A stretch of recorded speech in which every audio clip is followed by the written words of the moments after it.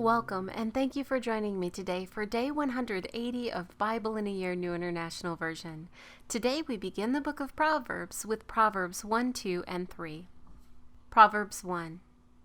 The Proverbs of Solomon, son of David, king of Israel, for attaining wisdom and discipline, for understanding words of insight, for acquiring a disciplined and prudent life, doing what is right and just and fair, for giving prudence to the simple, knowledge and discretion to the young. Let the wise listen and add to their learning, and let the discerning get guidance, for understanding proverbs and parables, the sayings and riddles of the wise. The fear of the Lord is the beginning of knowledge, but fools despise wisdom and discipline. Listen, my son, to your father's instruction, and do not forsake your mother's teaching. They will be a garland to grace your head, and a chain to adorn your neck. My son, if sinners entice you, do not give in to them. If they say, "Come along with us, let's lie in wait for someone's blood. Let's waylay some harmless soul. Let's swallow them alive like the grave, and whole like those who go down to the pit. We will get all sorts of valuable things and fill our houses with plunder. Throw in your lot with us, and we will share a common purse." My son, do not go along with them. Do not set foot on their paths. For their feet rush into sin. They are swift to shed blood. How useless to spread a net in full view of all the birds. These men lie in wait for their own blood. They waylay only themselves. Such is the end of all who go after ill-gotten gain.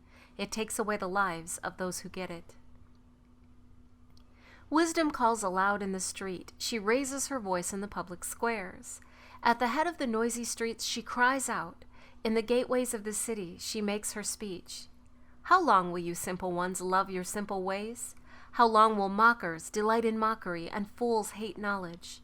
If you had responded to my rebuke, I would have poured out my heart to you and made my thoughts known to you. But since you rejected me when I called, and no one gave heed when I stretched out my hand, since you ignored all my advice and would not accept my rebuke, I in turn will laugh at your disaster. I will mock when calamity overtakes you. When calamity overtakes you like a storm, when disaster sweeps over you like a whirlwind, when distress and trouble overwhelm you. Then they will call to me, but I will not answer. They will look for me, but will not find me. Since they hated knowledge and did not choose to fear the Lord, since they would not accept my advice and spurned my rebuke, they will eat the fruit of their ways and be filled with the fruit of their schemes. For the waywardness of the simple will kill them, and the complacency of fools will destroy them. But whoever listens to me will live in safety and be at ease without fear of harm. Proverbs 2.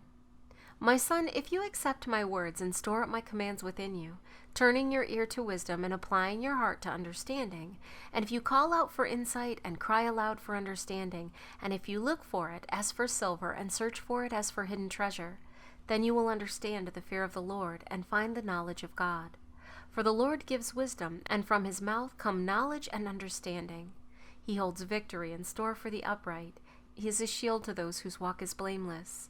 For he guards the course of the just and protects the way of his faithful ones. Then you will understand what is right and just and fair, every good path. For wisdom will enter your heart, and knowledge will be pleasant to your soul. Discretion will protect you, and understanding will guard you.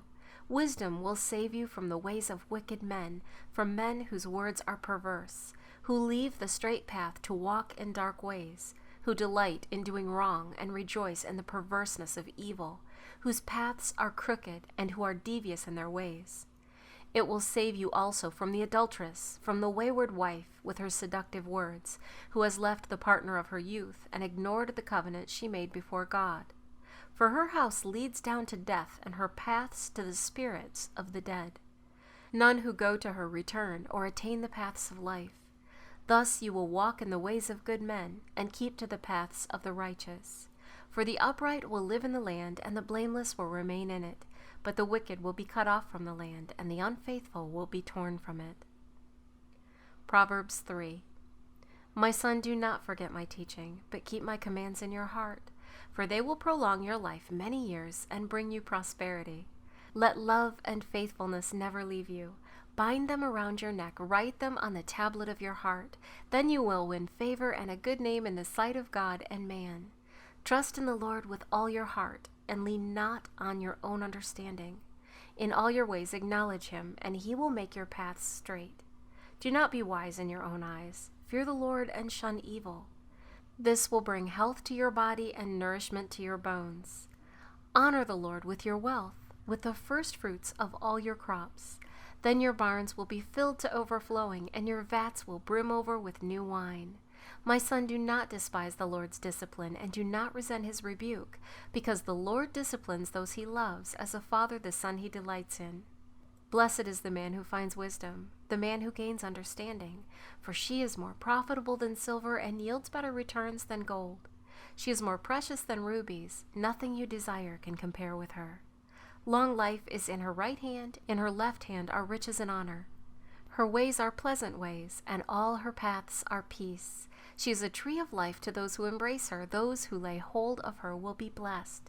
By wisdom the Lord laid the earth's foundations. By understanding he set the heavens in place.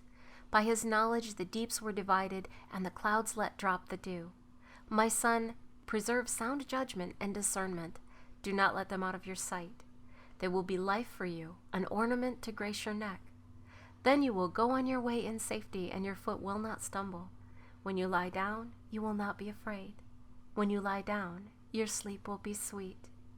Have no fear of sudden disaster or of ruin that overtakes the wicked, for the Lord will be your confidence and will keep your foot from being snared. Do not withhold good from those who deserve it when it is in your power to act. Do not say to your neighbor, "Come back later, I'll give it tomorrow," when you now have it with you. Do not plot harm against your neighbor who lives trustfully near you. Do not accuse a man for no reason when he has done you no harm. Do not envy a violent man or choose any of his ways, for the Lord detests a perverse man, but takes the upright into his confidence. The Lord's curse is on the house of the wicked, but he blesses the home of the righteous.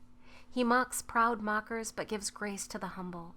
The wise inherit honor, but fools he holds up to shame. Thank you for joining me today for Day 180 of Bible in a Year New International Version. I look forward to seeing you tomorrow for Day 181.